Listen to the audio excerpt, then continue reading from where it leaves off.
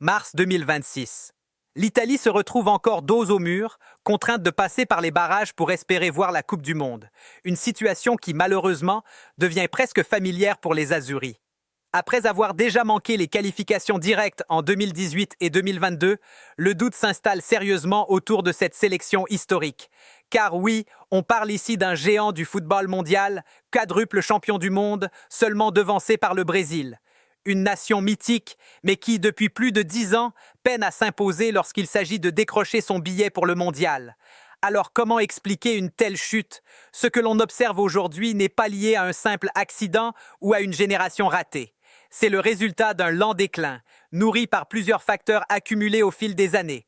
Pour comprendre, il faut remonter en arrière. Chapitre 2. D'un empire à une équipe fragile. En 2006, l'Italie trône au sommet. Championne du monde au terme d'un parcours maîtrisé de bout en bout, elle incarne alors l'excellence. Rigueur tactique, solidité défensive, capacité à gagner dans n'importe quel contexte. À cette époque, elle fait partie des références absolues du football mondial. Mais cette victoire marque aussi, sans que personne ne le réalise encore, le début de la fin. Ce sera la dernière fois pendant longtemps que l'Italie franchira les phases de groupe d'un mondial. En 2010, les premiers signes de faiblesse apparaissent. Tenant du titre, l'Italie hérite pourtant d'un groupe largement abordable avec le Paraguay, la Slovaquie et la Nouvelle-Zélande.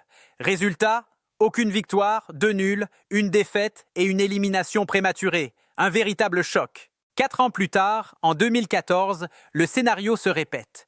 Malgré une poule plus relevée avec l'Angleterre, l'Uruguay et le Costa Rica, l'issue est la même, sortie dès le premier tour. L'Italie ne domine plus, elle subit. Arrivent ensuite les qualifications pour 2018. Deuxième de son groupe derrière l'Espagne, la Squadra Azzurra doit passer par les barrages face à la Suède. Battue à l'aller, incapable de renverser la situation au retour à San Siro, elle échoue. Pour la première fois depuis 1958, l'Italie ne participera pas à la Coupe du Monde. Une soirée marquée aussi par les adieux de Gianluigi Buffon, symbole d'une époque qui s'achève. À ce moment-là, la sélection touche le fond. Pourtant, quelques années plus tard, un vent d'espoir souffle à nouveau. En 2021, l'Italie remporte l'Euro. Une équipe séduisante, une série d'invincibilités impressionnantes, une identité retrouvée. Pendant un instant, la magie opère de nouveau. Mais avec le recul, ce sacre apparaît surtout comme une parenthèse. Car très vite, les difficultés réapparaissent. Lors des qualifications pour 2022, les Italiens enchaînent les matchs nuls face à la Bulgarie, la Suisse et l'Irlande du Nord. Résultat, 2e place et retour en barrage. Le tirage promet un choc face au Portugal, mais encore faut-il passer un premier obstacle jugé accessible, la Macédoine du Nord. À Palerme, tout bascule. Défaite 1-0 dans les arrêts de jeu. 8 mois après son titre européen, l'Italie est éliminée et manque un 2e mondial consécutif. Avec le recul, le triomphe de 2021 ressemble davantage à une illusion dans une période de déclin plus large. Et en 2026, l'histoire semble se répéter. Encore une fois, l'Italie joue sa survie en barrage. Ce n'est plus une simple série noire, mais une chute installée dans la durée. Chapitre 3. Un recul évident au plus haut niveau. Ce déclin saute aux yeux lorsqu'on compare les générations. La dernière Coupe du Monde disputée par l'Italie remonte à 2014. À l'époque, l'effectif regorgeait de joueurs évoluant au plus haut niveau européen. Aujourd'hui, le contraste est frappant. Face à l'Irlande du Nord en barrage, l'équipe alignée donne une impression différente. Le problème ne réside pas uniquement dans le talent individuel, mais dans le poids global de l'équipe. Un chiffre illustre parfaitement cette réalité.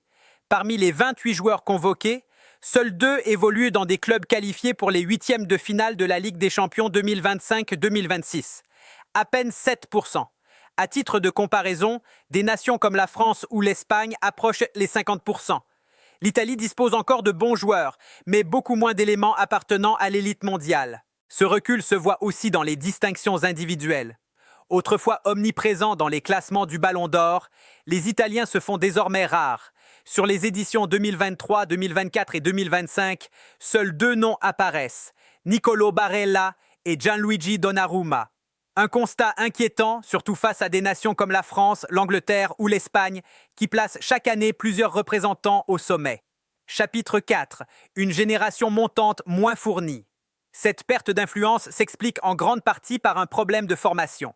L'Italie produit aujourd'hui moins de talents capables de s'imposer rapidement au plus haut niveau. Un exemple parlant, sur les 100 nommés au trophée Golden Boy 2025, seuls 2 Italiens figurent dans la liste. À l'inverse, la France en compte 17, tandis que l'Espagne et l'Angleterre en alignent chacune une dizaine. L'écart est révélateur. Il traduit un affaiblissement du vivier de jeunes talents. Moins de joueurs prêts à exploser tôt, moins de profils identifiés comme futurs leaders à leur poste. Et le problème ne s'arrête pas là. Même lorsque des jeunes prometteurs émergent, leur progression est souvent freinée. En Série A, la pression du résultat pousse les entraîneurs à privilégier l'expérience. Miser sur un vétéran est souvent jugé plus sûr que lancer un jeune. Conséquence, moins de temps de jeu, moins de responsabilités et une progression ralentie. Pendant ce temps, ailleurs en Europe, les jeunes talents explosent plus vite et atteignent plus tôt leur maturité. En Italie, beaucoup arrivent tard, quand ils y arrivent. Chapitre 5. Une Serie A qui ne profite plus à la sélection.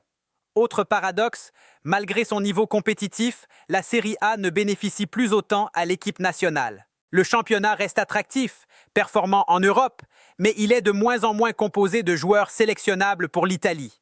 Aujourd'hui, seulement 31% des joueurs évoluant en Serie A peuvent porter le maillot de la sélection. Un chiffre faible qui limite mécaniquement le vivier disponible. Le niveau global du championnat peut rester élevé, mais le nombre d'Italiens évoluant à ce niveau est en baisse.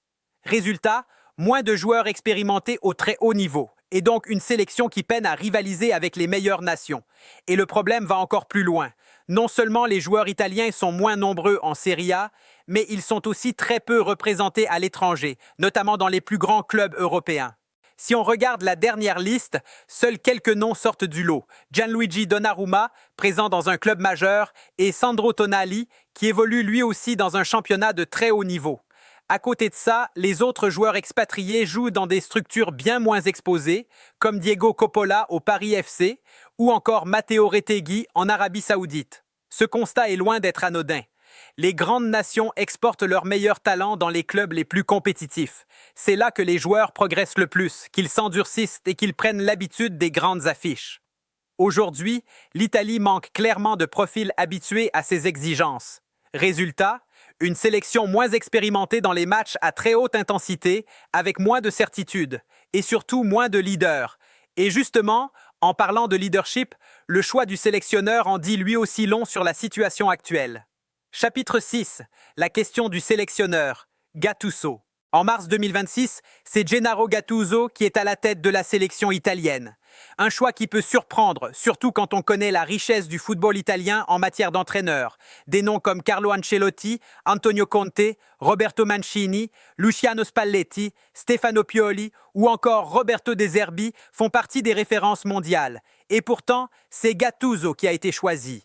Un technicien au parcours beaucoup plus instable, marqué par des expériences courtes, quelques semaines à la Fiorentina, quelques mois à Valence ou à Marseille, sans réelle continuité ni résultat marquant sur la durée.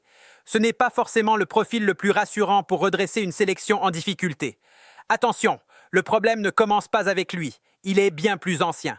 Mais sa nomination donne une impression particulière, celle d'un choix par défaut, d'une fédération en quête de solutions rapides, ou même d'un football italien qui peine à définir une direction claire. Gattuso devient alors, malgré lui, le symbole d'une équipe en plein doute, qui cherche encore ses repères.